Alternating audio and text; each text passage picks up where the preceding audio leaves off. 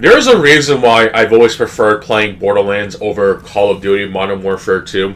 One actually lets you play the game offline without relying on people. The other basically does. And don't try to tell me this copium about how the game is actually fun with friends or that playing with randoms is the most fun shit ever when, number one, can be applied to literally anything. And number two, I'm probably one of the few people on this fucking planet who does not get a high in playing against randoms. There is a reason why after I've gotten to level 70 in OG Modern Warfare 2 that I have retired playing it. Aside from getting the weapon attachments that I see fit.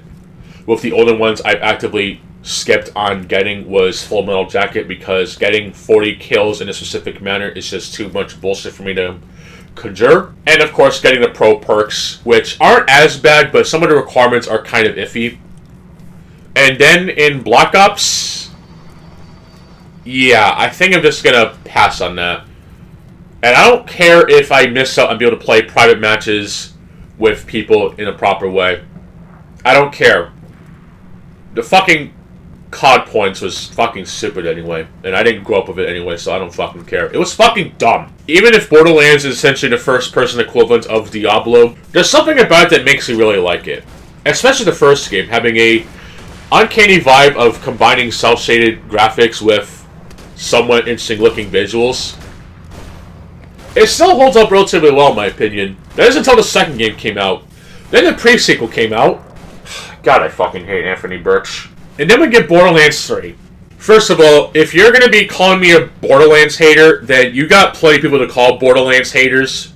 I know that Cartucci made a really good video talking about why the story in Borderlands 3 is such shit.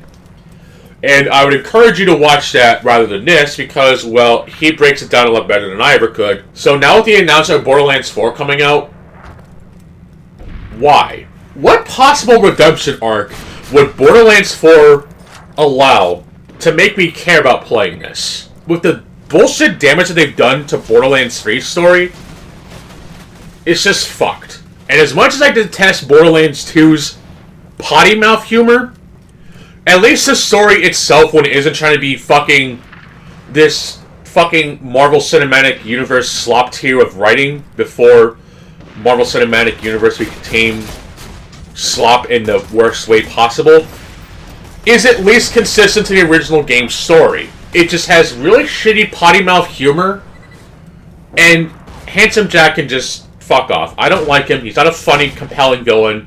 I don't like him. And if you want to get mad about that, fuck you. I don't even care. I'm not going to say the whatever line. I don't like him. That's sad. If you can't even acknowledge that, you're fucking retard. Legit, the only way for me to make me care about Borderlands 4 in any iota of the capacity would have to pull an Apocalypse War. As in, completely resetting the timeline. And not even just resetting the timeline. No, that's not even good enough. They have to completely wipe the fuck out of Tiny Tina from existence. Fucking get rid of her, dude. I could turn this into a whole rant about how people will pardon fucking Tiny Tina for essentially being a Western lolly. I mean, the game even makes it clear that she's the world's deadliest 13-year-old, but any fucking time that characters like Fire Emblem Engage or characters from Made in Abyss or even characters from this gay or guy, whatever the fuck, you know, nipple itching software, Nippon Itchy, excuse me, or even Senran Kagura, oh my god, there's lollies and shoulders, which means that these people who consume this shit are pedophiles. So then by this fucking logic, Tiny Tina is a fucking lolly. All that bullshit aside, she's just an unfunny bitch.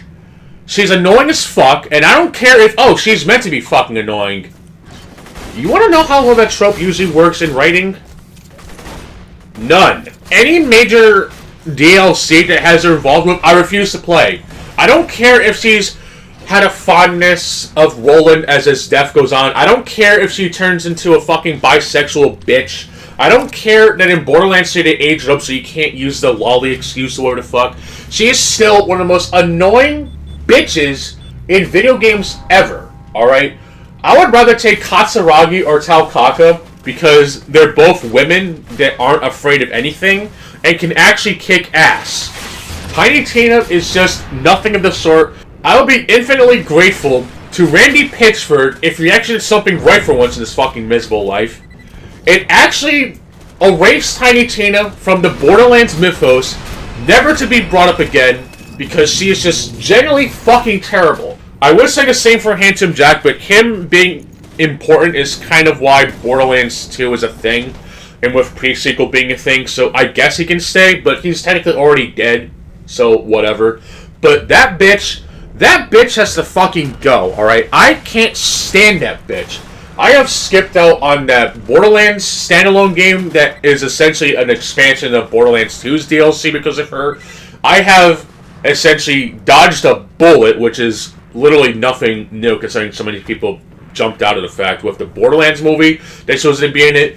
Any fucking non-entry Borderlands game that has her as the main focus of attention, I refuse to partake in it. And I don't care if they got a different voice actor. I don't care if they aged her up. I don't care if they even regress her fucking character. I don't like this character. This is my most hated character in fictional writing of all time. Which is insane because at worst she's just an annoying little bitch. But she's the most annoying little bitch of all time. In the worst way possible. That I have to play Borderlands 2, pre-sequel, Borderlands 3, with no subtitles, and turning off the voices completely because how not only uncannily unfunny and potty mouth humor tier the writing is in all those games, but just for her alone because everything that she says makes me want to cut off my fucking ears and never hear again if it means I don't have to hear this bitch speak for one more time.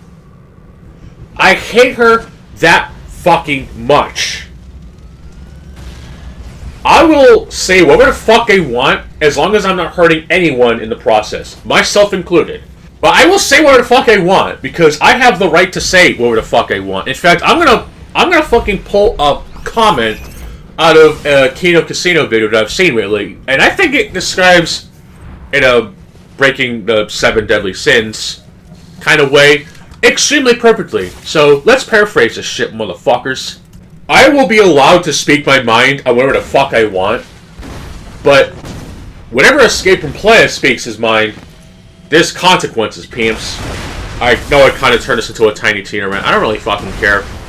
Every time Borderlands 2 and onwards is involved, I cannot go on 1 fucking minute without just how much I fucking hate the Western Lolly bitch. Anyway, why people care about Borderlands 4? I know this is kind of like when I mentioned GTA 6. Why the fuck do people care? Even if Randy Pitchford is part of the game or whatever, that doesn't exactly make it better. Especially in the case of how just terrible Borderlands 3 story went, trying to strike lightning in a bottle with the fucking Calypso twins. What the fuck did they go to accomplish with Borderlands 4? Making the gunplay even better than it was in Borderlands 3? Even if that part is true, Borderlands at least is also one of those games where the story and the gameplay go hand to hand. It is the basis of all combat, and only a fool trusts his life to a weapon. Even the lore of Borderlands, even going as far back as the first game, is surprisingly interesting if you can read up on it.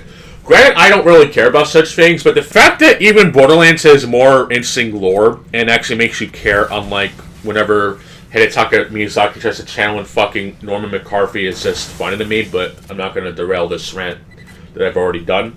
What would Borderlands 4 actually have to do to make people interested? I am certainly not sold in any capacity, alright? My initial drawing point of Borderlands as a whole is when I actually bought Borderlands 3. Yeah, I know, buying Borderlands 3, what a fucking joke. I actually wanted to do co-op in there, but sadly I never got to doing that. And then when I replayed the game again, but using the chick that gives you the Titanfall mech, I never looked back. I know there's that whole video that Anna Waifu made, breaking down a dude's video about the Borderlands 4 trailer. And I also know there was a pretty big debacle about a character class of Borderlands 3 being voiced by a fucking YouTuber, which was just ends me now. But the fact that this fucking character has pronouns when he's a fucking robot, it's just fucking retarded, dude. Also, don't robots usually have binary code anyway, so the joke kind of writes itself, but people actually think this character is relatable because, oh my god, he just like me for real, for real. He has gender-neutral pronouns.